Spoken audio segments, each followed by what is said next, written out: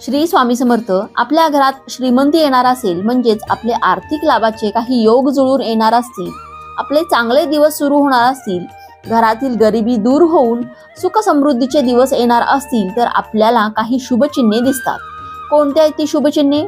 चला जाणून घेऊयात. पण त्याआधी तुम्ही अजूनही या चॅनलला सबस्क्राईब केलं नसेल तर चॅनलला नक्की सबस्क्राईब करा.